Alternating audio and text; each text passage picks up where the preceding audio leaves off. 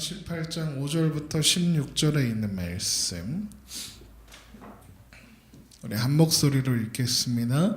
다윗은 사울이 보내는 곳마다 가서 지혜롭게 행하매 사울이 그를 군대의 장으로 삼았더니 온 백성이 합당히 여겼고 사울의 신하들도 합당히 여겼더라. 무리가 돌아올 때 곧 다윗이 블레셋 사람을 죽이고 돌아올 때 여인들이 이스라엘 모든 성읍에서 나와서 노래하며 춤추며 소고와 경세를 가지고 왕 사울을 환영하는데 여인들이 뛰놀며 노래하여 이르되 사울이 죽인 자는 천천히요 다윗은 만만히로다 한지라. 사울이 그 말에 불쾌하여 심히 노하여 이르되 다윗에게는 만만을 돌리고 내게는 천천만 돌림이 그가 더 얻을 것이 나라 말고 무엇이냐 하고 그날로 사울이 다윗을 주목하였더라. 그 이튿날 하나님께서 부르시는 악령이 사울에게 힘있게 내림이 그가 집안에서 정신없이 떠들어오므로 다윗이 평일과 같이 손으로 수금을 타는데 그때 사울의 손에 창이 있는지라. 그가 스스로 이르기를 내가 다윗을 벽에 박으리라 하고 사울이 그 창을 던졌으나 다윗이 그의 앞에서 2번 피하였더라. 여호와께서 사울을 떠나 다윗과 함께 계심으로 사울이 그를 그리워하니라. 그러므로 사울이 그를 자기 곁에서 떠나게 하고 그를 천부장으로 삼으매 그가 백성을 출입하며 다윗이 그의 모든 일을 지혜롭게 행하니라. 여호와께서 그와 함께 계시니라. 사울은 다윗이 크게 지혜롭고 행함을 보고 그를 두려워하였으나 온 이스라엘과 유다는 다윗을 사랑하였으니 그가 자기 앞에 출입하기 때문이었더라. 아멘. 봄 기온이 완연한데도 끝내 떠나지 못하는 겨울이 봄을 시샘하는 것처럼 봄이 오지 못하게 막으려는 것처럼 새벽에는 여전히 온도가 영하를 가리키고 있습니다. 감기 걸리기 딱 좋은 날씨인데요, 여러분. 감기 조심하시고 예수 그리스도 안에서 우리의 삶과 영혼의 하나님 나라가 시작되었음에도 불구하고 옛사람을 따르던 습관들이 남아서 영혼의 봄날을 누리지 못하는 사람들이 얼마나 많은지 모릅니다. 그런데 아무리 꽃샘 추위가 강렬하다 해도 봄은 오고야 마는 것처럼 꽃은 피고야 마는 것처럼 우리 영혼을 살피시는 하나님께서 우리 안에 시작하신 그 착한 일을 완전히 이루시고야 마는 것을 우리가 믿으며 우리의 심령을 새롭게 하신 하나님을 따라 의와 진리와 거룩함으로 지으심을 받은 새 사람으로 세워져 가는 이 예배의 시간이 되기를 주님의 이름으로 축원합니다. 사무엘 상의 이야기를 계속해서 살펴보고 있죠. 지난 시간 우리가 확인한 것은 다윗과 골리앗의 일전이었습니다. 다윗과 골리앗의 일전은 실로 충격적이었습니다. 아무도 예상하지 못했던 사람이 다윗이 이겼기 때문에 그렇습니다. 모두 앞에 서 있는 골리앗을 바라보면서 두려워하던 그때 다윗은 골리앗 너머에서 일하시는 하나님을 바라보았습니다. 하나님은 다윗을 통해서 다윗의 삶을 통해서 하나님의 하나님 되심을 가르쳐 주셨고 하나님의 일하심이 도구나 상황이나 또 형편에 달려있는 것이 아니라는 것을 배우게 하셨습니다. 그런 하나님의 세심한 손길 속에서 다윗은 골리앗 앞에 설 수 있는 그런 믿음과 또한 담대함 또한 얻게 된 것이죠. 결국 다윗이 승리하였습니다. 다윗이 승리한 것은 그가 하나님과 함께 하였기 때문이었습니다. 그리고 하나님께서 다윗과 함께 하셨기 때문이죠. 그런데 이 다윗의 승리를 보고 블레셋 사람들도 당황하고 도망쳤지만 가장 당황한 사람은 블레셋 사람들이 아니었습니다. 다름 아니라 당연히 죽을 거라고 생각하고 죽으라고 다윗을 블레셋 골리앗 앞으로 내보냈던 사울이 가장 당황했습니다. 사울은 소년 다윗이 가서 죽어서 그래서 이스라엘 백성들에게 이스라엘 군대들에게 자극을 주어서 사기를 올리는 역할을 해주기를 기대했고 그냥 쓸만한 어린아이에 불과했습니다. 그런데 그 다윗이 골리앗을 쓰러뜨리고 지금 개선하고 있는 겁니다. 머리를 베어 그리고 이 전쟁을 승리로 이끈 사람이 되고 말았습니다. 그래서 사울이 당황하고 또 화가 났습니다. 우리 17장 55절을 보죠. 사무엘상 17장 55절 사울은 다윗이 블레셋 사람을 향하여 나아감을 보고 군사령관 아브넬에게 묻되 아브넬아 이 소년이 누구의 아들이냐? 아브넬이 이르되 왕이여 왕의 사심으로 맹세하옵나니 내가 알지 못하나이다. 아멘. 갑자기 사울이 다윗이 누구의 아들이냐고 묻습니다. 사울이 다윗을 몰랐습니까? 알고 있었어요. 사울이 머리 아플 때, 악령이 사울을 괴롭힐 때 다윗이 와서 수금을 연주해 주었습니다. 지금 소년 다윗이 전쟁통에서 골리앗을 막 비난하면서 저 하나님의 백성을 모욕하는 저 사람을 왜 가만두냐고 외칠 때 다윗이 사울을 만날 수 있었던 이유가 뭡니까? 그가 이미 사울 왕에 출입하며 수금을 연주하여 사울을 평안케 하는 역할을 하고 있었던 어린 소년이었기 때문이었습니다. 그런데 지금 사울이 이 소년이 누구의 아들이냐 마치 몰랐던 사람인 것처럼 묻습니다. 사울이 이렇게 묻는 것은 다윗을 모르기 때문이 아니라 사울에게 다윗은 그냥 무명의 목동이었죠. 베들레헴 시골에서 온 수금을 잘 치는 그런 어린 소년이었고 다윗을 골리앗에게 보낼 때도 써먹을 때가 있는 미약하나마 써먹을 때가 있는 어린아이였을 뿐 다윗은 사울에게 중요한 사람이 아니었기 때문입니다. 그런데 골리앗을 쓰러뜨린 다윗을 보며 묻는 거예요. 이 소년이 누구의 아들이냐? 이 질문은 다윗이 누군지 묻고 있는 게 아닙니다. 다윗이 어떤 놈이냐 묻고 있는 겁니다. 어디 출신이냐, 어떤 배경을 가지고 있느냐 이렇게 묻는 겁니다. 왜 출신과 배경을 물었을까? 그것은 사울이 다윗을 의식하기 시작했다는 뜻입니다. 사울이 다윗을 의식했다는 말은 무슨 말이겠습니까? 이런 거죠. 혹시 저 자식이 이러면서 저 자식이 혹시 하나님께서 나 대신 세우겠다고 한 그 왕인가? 이런 생각. 그래서 의식하기 시작한 겁니다. 그래서 옆에 서 있던 군사령관 아브넬에게 묻는 거예요. 야, 얘 누구냐? 누구의 집안 아들이냐? 그런데 아브넬이요, 눈치가 정말 빨라요. 사울이 지금 기분이 안 좋다는 걸 금방 눈치챘습니다. 금방 눈치채서 그러는 겁니다. 왕이여, 왕의 사심으로 맹세하오니 내가 알지 못합니다.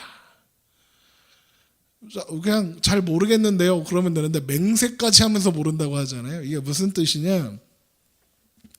아브넬이 지금 사울이 기분 나쁜 걸 안 거예요. 그래서 이거 잘못 건드리면 자기한테 불똥 튀게 생겼거든요. 그래서 맹세까지 해가면서 저도 모릅니다. 제가 데려온 사람 아닌데요. 이러는 겁니다. 그래서 아주 강하게 부정하는 겁니다. 그래서 모른다니까 사울이 가서 물어봐 그럽니다. 그랬더니 이제 다윗이 들어오죠. 이새의 아들입니다 라고 하고 넘어갑니다. 그리고 나서 이어지는 장면이 바로 역사적인 만남이 기록되어 있습니다. 다윗이 사울을 만나던 그때 그 옆에 누가 있었느냐? 요나단이 있었습니다. 우리 18장 1절입니다. 다윗이 사울에게 말하기를 마침에 요나단의 마음이 다윗의 마음과 하나가 되어 요나단이 그를 자기 생명같이 사랑하니라. 요나단이요, 다윗에게 한눈에 매료됩니다. 빠진 거예요, 완전. 와, 저런 애가 다 있다니 말하면서. 성경에서 최고의 친구 하면 다윗과 요나단 있지 않습니까? 그 찬양 사역 하시는 분들도 있어요. 다윗과 요나단이라고 옛날 CCM 가수들도 있으세요. 둘이 정말 우정이 좋은지 모르지만 어쨌든 이 우정의 역사, 다윗과 요나단이라는 우정의 역사가 시작되는 순간인 겁니다. 정황을 봤을 때 상황을 보면 요나단이 다윗과 동갑이었겠습니까? 훨씬 나이가 많습니다. 훨씬.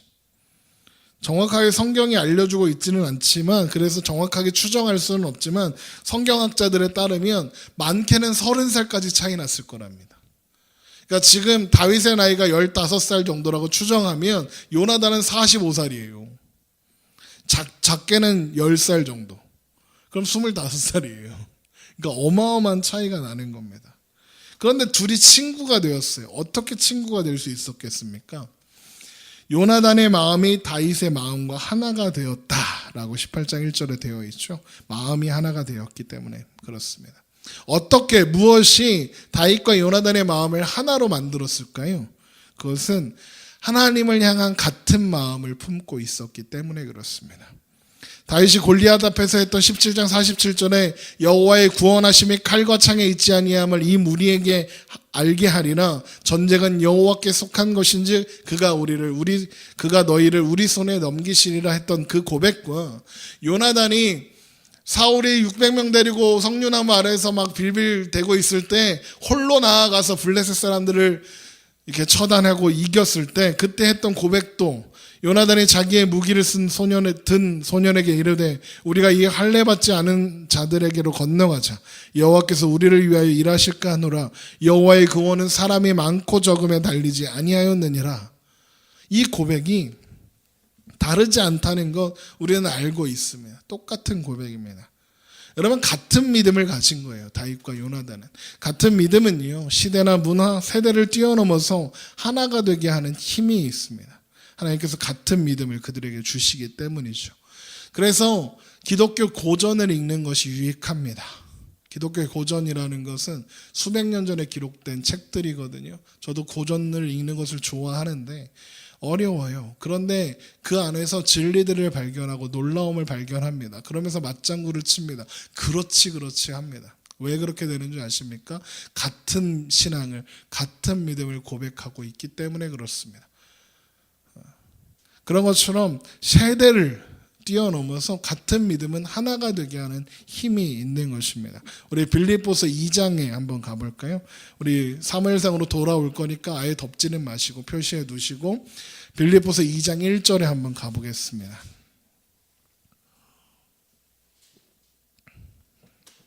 빌립보서 2장 1절 4절까지 보겠습니다.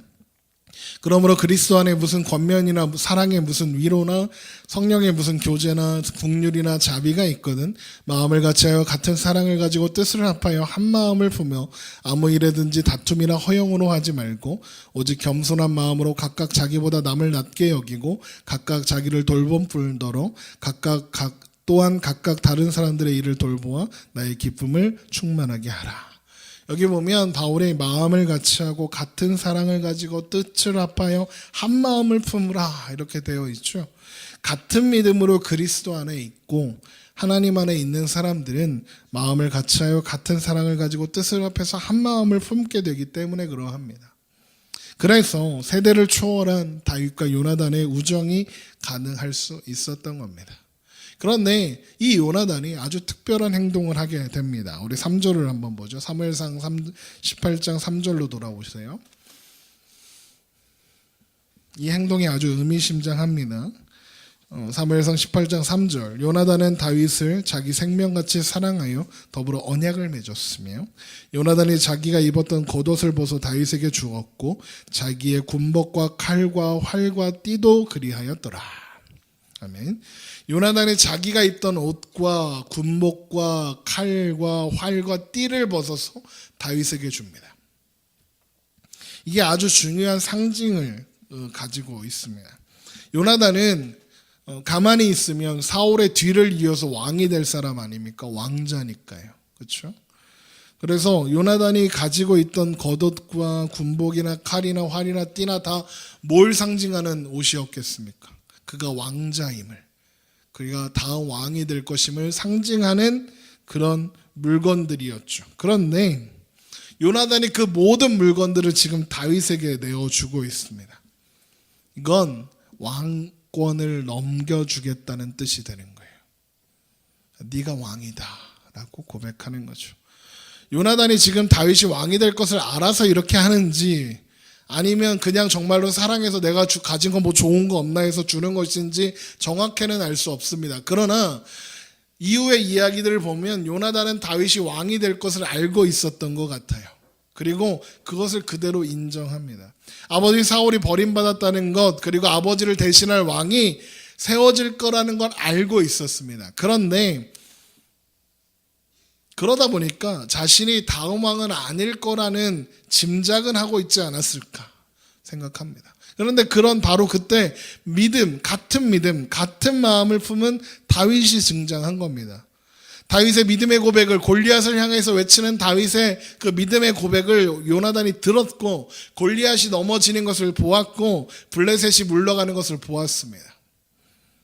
아무도 그 과정들을 보면서 요나단은 다윗이 하나님이 일하시는 손길 안에 있다는 것을 보았을 것입니다. 그래서 짐작한 게 아닐까. 아, 다윗인가 보구나. 이렇게. 요나단도 다윗이 다음 왕이 될 걸 예측했던 있던 그때 사울도 다윗이 다음하게 될 것 같은 느낌에 사로잡힙니다. 자, 이제 다윗이 골리앗을 물리친 대가로, 그리고 요나단의 사랑 덕분에 막 그 군장관으로 막 그 높은 지위도 얻고, 그리고 왕궁에 돌아가게 됩니다. 그런데 왕궁에 들어가는 그 순간부터 순탄치가 않습니다. 사울을 환영하는 여인들의 노래가 사울의 심기를 불편하게 했기 때문에 그렇습니다. 우리 6절을 보죠. 우리가 돌아올 때 곧 다윗이 블레셋 사람을 죽이고 돌아올 때에 여인들이 이스라엘 모든 성읍에서 나와서 노래하며 춤추며 서구와 경세를 가지고 왕 사울을 환영하는데, 지금 다윗을 환영하는 게 아니라 사울을 환영하는 거예요. 왕을. 그런데 뭐라고 하는지 보십시오. 여인들이 뛰놀며 노래하여 이르되 사울이 죽인 자는 천천히요 다윗인 만만이로다. 사울이 죽인 자는 천천히요 다윗은 만만이다. 이 말이 사울을 자극하는 겁니다. 지금 사울보다 누가 인기가 더 좋은 거예요? 다윗이 인기가 더 좋은 거예요. 그러니까 아무렇지가 않은 척하고 있는데, 다윗이 골리앗을 쓰러뜨린 때부터 사울은 다윗이 엄청 신경 쓰이는 겁니다. 그런데 환영하는 무리마저 다윗에게 더 큰 영광을 돌리고 있으니 화가 나는 거죠. 그래서 사울이 이런 말을 하는 거예요. 8절 보세요. 사울이 그 말에 불쾌하여 심히 노하여 이르되 다윗에게는 만만을 돌리고 내게는 천천만 돌리니 그가 더 얻을 것이 나라 말고 무엇이냐. 사무엘이 지금 사울에게 이스라엘 나라를 왕보다 더 나은 왕의 이웃에게 주신다라고 말씀하셨거든요. 그 말이 지금 눈앞에서 이루어지는 것 같은 거예요. 그러니 엄청 신경 쓰이는 거죠. 사울이 왜 하나님을 왜 외면하고 하나님을 왜 떠났습니까? 하나님보다 이 왕위가 소중해서요. 왕위가 소중하면 진짜 왕이신 하나님을 잘 섬기면 되는데, 하나님이 왕이신 것보다 내가 왕인 것이 더 좋았던 사울이라서 하나님을 외면했던 건 아닙니까? 그토록 소중한 왕이인데 어디서 굴러먹다 온 뼈다귀인지도 모르겠는 그 다윗 같은 놈이 골리앗을 갑자기 때려잡더니 일약 스타가 되어버린 겁니다. 그러니까 이 다윗이란 놈이 나라도 빼앗겠구나라고 생각하는 거예요. 사실 다윗이 뺏는 겁니까? 하나님이 뺏어서 주시는 거잖아요. 이 일로 사울은 다윗을 시기하고 질투하기 시작합니다. 9절 보세요. 그날으로 사울이 다윗을 주목하였더라. 여기 성경을 주목하였더라 이렇게 잘 번역해 놨으니까 이렇게 유심히 봤나 보다 이렇게 생각할 수 있지만, 이게 영어로 보면 capture jealous eye라고 합니다. 뭐냐면 jealous, 시기하고 질투하는 눈이에요. jealous eye, 시기하고 질투하고 미워하는 눈으로 쳐다보는 겁니다. 아가서에 보면 질투가 스올, 지옥같이 불길이 잔인하게 일어난다 이렇게 이야기한 말씀도 있습니다. 그러니까 다윗을 향한 이 사울의 질투가 딱 그랬던 거예요. 하나님의 은혜가 다윗에게 더해가면 더해갈수록 사울은 악령에게 더 괴롭힘을 당했고, 사울은 점점 더 다윗을 미워하게 되어 가는 겁니다. 우리 사무엘상 16장 14절에서 악령이 사울을 번뇌하게 했다 하지 않았습니까? 그 번뇌가 사울이 그토록 소중하게 여기는 왕위를 빼앗길 것에 대한 집착 때문에 두려움으로 찾아온 것이라고 했잖아요. 그래서 음악 치료를 받았습니다. 다윗 데려다가 수금을 타니까 악령이 떠나고 마음이 평안해졌다는 거죠. 그래서 누가 연주를 해요? 다윗이 연주하는 거예요. 10절 보세요. 그 이튿날 하나님께서 부리시는 악령이 사울에게 힘있게 내림에 더 빡시게 임했다는 거예요. 그가 집안에서 정신없이 떠들므로 다윗이 평일과 같이 손으로 수금을 타는데 그때 사울의 손에 창이 있는지라. 여러분, 이거 되게 스릴러 같지 않습니까? 사울의 손에 뭐가 있어요? 창이 있답니다. 이 말은 뭐예요? 던지겠다는 거잖아요. 11절 보세요. 그가 스스로 이르기를 내가 다윗을 벽에 박으리라. 이게 뭔 뜻입니까? 창으로 꿰어서 다윗이 벽에 박히게 하겠다는 얘기 아닙니까? 그래서 사울이 그 창을 던졌으나 다윗이 그 앞에서 2번 피하였더라. 몇 번 던졌어요? 창을 2번이나 던졌어요. 사울이 다윗한테 창을 왜 던졌겠을까요? 잘 받으라고? 죽으라고 던진 거 아닙니까? 사울이 악령에게 시달리는 이유가 뭐였죠? 왕위에 대한 집착이었죠. 그런데 사울 앞에 사울의 가장 큰 라이벌이 다윗이 앉아서 수금을 타고 있는 거예요. 그러니까 이전까지는 다윗은 사울에게 안정을 찾아주는 수금 연주자였는데 지금은 꼴도 보기 싫은 사람인 거예요. 자극하는 사람인 거죠. 그러니까 창을 던지죠. 그리고 이제 사울의 다윗을 향한 그 미움과 시기의 질투는 두려움으로 변합니다. 12절을 보세요. 여호와께서 사울을 떠나 다윗과 함께 계심으로 사울이 그를 두려워하니라. 여러분 생각해 보세요. 사울이 다윗을 두려워하는 게 맞습니까? 다윗이 사울을 두려워하는 게 맞습니까? 다윗이 사울을 두려워해야지요. 왕 아닙니까? 막강한 권력을 가진 왕이 다윗을 죽이려고 마음을 먹었어요. 그러면 다윗이 사울이 두려워해야 하는 거잖아요. 그런데 지금 누가 두려워합니까? 사울이 다윗을 두려워합니다. 자기의 왕위를 빼앗길까 봐 두려워해요. 그래서 다윗을 제거하기 위해서 모든 방법들을 동원하기 시작해요. 우리 18장 13절을 보세요. 그러므로 사울이 그를 자기 곁에서 떠나가게 하고 쳐다보기도 싫은 거죠. 그를 천부장으로 삼았다. 이렇게 되어 있죠. 보세요. 백성들이 만만을 돌렸던 다윗이잖아요. 그런데 지금 뭘 시켰어요? 천부장을 시켰어요. 이 숫자도 의미가 있는 거예요. 너는 나보다 밑에야. 이거를 보여주고 싶은 거죠. 천부장이 되어서 어디로 내보냈겠습니까? 전쟁터로 내보냈겠죠. 전쟁터 가서 어떡하라고? 잘 싸우라고? 가서 죽으라고. 전쟁터로 내모는 겁니다. 천부장이 된 다윗은 이제 전쟁터를 다니고 사람들을 만나게 될 것입니다. 그런데 사울의 뜻대로 되는 게 하나도 없습니다. 내 마음대로 되는 게 하나도 없어. 사울의 심정이 그랬을 거예요. 오히려 다윗의 인기만 올라갑니다. 우리 13절 계속 보세요. 그가 백성 앞에 출입하며 다윗이 그의 모든 일을 지혜롭게 행하니라 여호와께서 그와 함께 계시니라. 천부장이 된 다윗이 지혜롭게 재판하고 백성들과 어울리며 전쟁을 수행하고 백성들의 마음을 사로잡기 시작했던 거예요. 다윗의 이 지혜가 어디서 나왔느냐 봤더니 뭐라고요? 하나님 여호와께서 그와 함께 계시니라.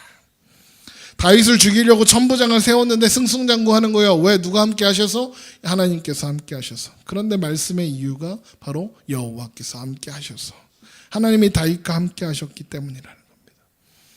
이 말씀을 보면서 생각하게 되죠. 우리가 알거니와 하나님을 사랑하는 자 곧 그의 뜻대로 부르심을 입은 자들에게는 모든 것이 합력하여 선을 이루느니라. 이 말씀이 떠오르는 겁니다. 물론 사울의 입장에선 최악이었겠죠. 죽으라고 내보냈더니 인기가 더 좋아지니까. 그래서 사울의 다윗을 향한 두려움은 점점 더 커져갑니다. 15절을 보세요. 사울은 다윗이 크게 지혜롭게 행함을 보고 그를 두려워하니라. 그러나 백성들은 다윗을 사랑하기 시작했습니다. 16절 보세요.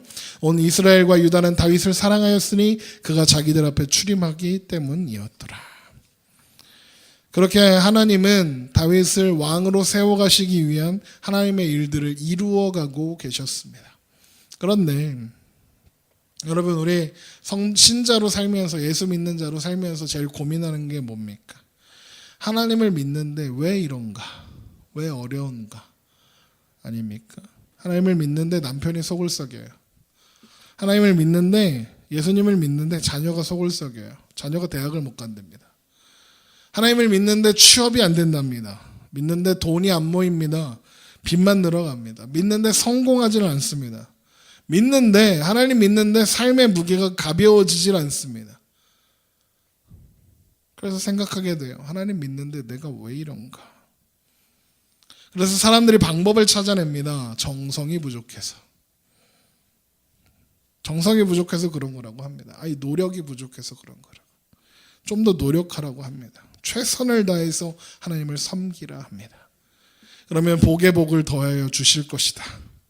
그런 메시지가 한국교회 강단에서 가득 선포되고 있습니다. 11조로 부족하니 10의 2조를 드리고 10의 3조로 드리고 아니 10의 9조를 드리고 10의 1조로 살아라 그렇게 있기도 합니다. 돈 없으면 몸으로도 때워라 이렇게 합니다. 어떤 교회가 개척 성린 예배를 드렸습니다. 축사를 하신다는 목사님이 그러더랍니다. 어느 교회에 갔더니 거기는 목사를 위해 죽을 사람이 200명 있다답니다. 그래서 그 교회가 잘 됩니다. 다 복받더라. 여러분도 목사를 위해 죽을 수 있는 사람이 되어라. 그러면 교회도 잘 되고 여러분도 잘 되고 가정도 잘 되고 여러분도 잘 된다. 그러더랍니다. 그 자리에 있었던 목사님이 한껏 웃어주셨답니다. 되게 진지하게 얘기하셨는데, 저도 그 자리에 있었으면 함께 겁나 크게 웃어줬을 거예요. 웃긴다. 이렇게. 그런데 그 소리를 듣는 교인들이요, 다 같이 아멘 하더랍니다. 도대체 오늘 말씀에 목사를 위해 죽을 수 있으면 복 받는다고 그렇게 써져 있습니까? 도대체 어느 성경에 그렇게 해야 복을 받는다고 쓰여져 있습니까? 그 진정한 내가 복음입니다. 내가 복음. 성경에 없는. 웃기는 소리입니다. 성경에 그런 거 없습니다. 이런 말씀은 있습니다. 죽으라고 창이 날아오는데 하나님이 그와 함께 하셨다는 말씀은 있습니다. 죽으라고 전쟁터에 내보냈는데 하나님이 그와 함께 계셨다는 말씀은 있습니다. 다윗이죠. 형들이 죽으라고 노예로 팔았는데 하나님이 그와 함께 하셨답니다. 억울하게 누명 쏘고 감옥에 갔는데 하나님이 그와 함께 하셨답니다. 누굽니까? 요셉이죠. 심지어는 하나님이 함께 가셔서 형통했답니다. 감옥 갔습니다. 하나님이 함께 하셔서 형통했답니다. 노예가 됐습니다. 만약에 아까 그 무슨 이상한 목사 말이 맞았다면 다윗은 망한 거 아닙니까? 하나님이 함께 계시는데 완전 망한 겁니다. 요셉은 망하지 않았습니까? 여러분 사도 바울 아십니까? 사도 바울은 그 누구도 하나님이 함께 하시지 않았다라고 말할 수 없는 사람 아니겠습니까? 그런데 바울은요, 평생 생고생은 다 했습니다. 그러면서 예수님만 전했습니다. 이 사람보다 열심히 할 수 있는 사람은 아무도 없을 겁니다. 그런데 말년에 감옥에 있다가 녹슨 칼로 목이 잘려 죽었습니다. 망했네요. 여러분, 승리하면 하나님이 함께 하시는 거고, 성공하면 하나님이 함께 하시는 거고, 형통하면 하나님이 함께 하는 거라고 생각하지 마세요. 여러분, 괴롭고 전전긍긍하고 고통스러운 오늘도 하나님이 함께 하시는 오늘이에요. 나만 고생하는 것 같고, 나만 희생하는 것 같고, 나만 힘든 것 같고, 자꾸 이렇게 얘기하니까 내 얘기 같은데, 나만 손해보는 것 같은 그 상황 속에서 하나님은 함께하고 계신다니까요. 로마서 8장 28절, 우리가 알거니와 하나님을 사랑하는 자 곧 그의 뜻대로 부르심을 입은 자들에게는 모든 것이 합력하여 선을 이루니라. 여기에 모든 것이 합력하여 선을 이룬다 했지 않습니까? 모든 것은 진짜 모든 거예요. 좋고 멋지고 성공하고 승리하는 것만 모든 것이 아니라 힘들고 어려운 것도 모든 것이에요. 그 모든 것을 통해서 선을 이루시겠대요. 그 선이 뭔데요? 우리 하나님 나라 백성으로 하나님 자녀로 온전히 세워내시는 것, 그게 선이에요. 우리를 하나님 나라 백성 만드시고 우리를 그 모든 것들을 통해서 키워내시는 것, 그게 선이에요. 키워내셔서 우리가 살아가는 삶의 자리에서 우리라는 존재가 하나님을 모르는 사람들에게 하나님을 선포하고 하나님의 은혜가 나누어지고 펼쳐지는 손길 되게 하시는 것, 그게 하나님의 선인 거예요. 그래서 우리는 고통을 당해도 외로워도 힘들어도 그게 하나님의 일하시는 방법이고 내용이고 방식임을 알고 그래서 믿음으로 견디고 인내하는 거예요. 그래서 믿음이 인내를 가져온다 했어요. 여러분, 다윗이 어떻게 백성들 중에 다니면서 지혜롭게 행할 수 있었겠어요? 사울이 다윗을 죽이려고 해서 그렇게 된 거잖아요. 요셉이 어떻게 총리가 될 만한 실력이 생겼죠? 감옥에 있어서 생긴 거예요. 감옥에서 제일 실력이 있어졌어요, 요셉은. 여러분, 우리가 성공하고 잘되고 형통하고 힘있고 그래야 하나님의 사람이고 하나님이 함께 하시는 게 아니라 예수님 믿은 이후로 우리는 언제나 하나님이 우리와 함께 계시는 그 한 사람이에요. 단 한순간도 하나님이 외면하신 적 없어요. 단 한순간도 우리가 하나님 사랑 밖에 잠깐 나갔다 온 적 없어요. 하나님의 사랑이 우리와 언제나 함께 하셨어요. 다윗과 함께 하신 하나님, 요셉과 함께 하신 하나님, 그 하나님께서 우리 아버지 되어주셔서 우리와 함께 하고 계시는 거예요. 예수 그리스도 안에서 하나님의 자녀로 부름받아서 하나님의 날개 그늘 아래 그렇게 살고 있게 하셨어요. 그러면 우리가 우리의 삶에서 만나는 조건들 이해할 수 없죠. 우리가 삶에서 만나는 고난들 이해할 수 없죠. 생고생 그런 생고생도 없죠. 부모 잘못 만나서 고생하고, 남편 잘못 만나서 고생하고, 자식 잘못 만나서 고생하고. 니들은 부모 잘못 만난 거 같지? 자식 잘못 만난 걸 수도 있잖아. 친구 잘못 만나서 고생하고, 되는 일 하나도 없고, 쟤는 저렇게 똑똑한데 나는 머리가 안 돌아가고, 그런 생고생이 없는 것 같은 그런 조건. 내 인생만 겁나 굴곡져. 다른 애들은 평탄한 것 같은데. 그런 조건. 다윗이 살해 위협 속에 있는 그 조건, 요셉의 감옥과 노예 생활 같은 그 조건, 그런 조건에 있다 할지라도 여러분, 우리는 하나님의 자녀인 거예요. 아니, 자녀예요. 그렇다 하더라도 하나님께서 우리를 그 속으로 부르시고 우리를 만들어 가셔서 결국 하나님의 영광된 완성으로 인도하여 가는 그 기적의 삶 가운데 있는 거예요. 고난 가운데 있다 해도. 여러분, 하나님이 다윗을 미워하셨겠습니까? 사랑하셨어요. 그 어떤 것과도 바꾸지 않을 만큼 사랑하셨어요. 그런데 다윗을 향해서 창이 날아오게 하시는 거예요. 하나님이 요셉을 미워하셨겠습니까? 사랑하셨어요. 요셉을 사랑하셔서 요셉을 통해서 이루시고자 하는 하나님의 일이 있었어요. 그런데 감옥 갔어요. 감옥에서 요셉을 만드셨어요. 여러분, 기가 막힌 웅덩이 같은 고난과 어려움에 빠져 계십니까? 하나님이 나를 연단하시는 손길이다. 하나님이 나와 함께 하시는 방식이구나.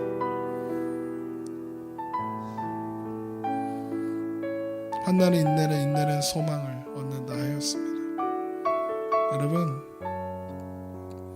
다윗을 사랑하셔서 함께 하신 하나님이 더 큰 사랑으로 우리를 위해서 예수님을 내어주시고 그리고 함께 하시는 거예요. 우리를 위하여 자기 아들을 내어주시니까 이 모든 것을 우리에게 주시지 아니하겠느냐?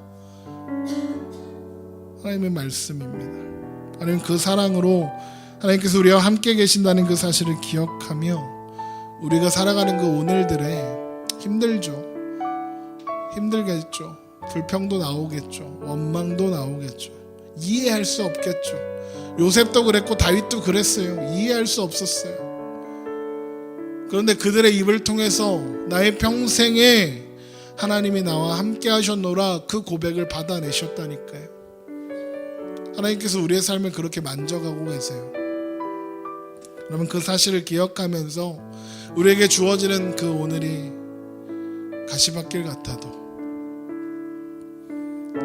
그 누구보다도 힘있게 하나님이 살아계신 하나님께서 함께 하시는 그 한 사람으로 힘있게 살아내는 우리가 되기를 주님의 이름으로 축원합니다. 기도하겠습니다.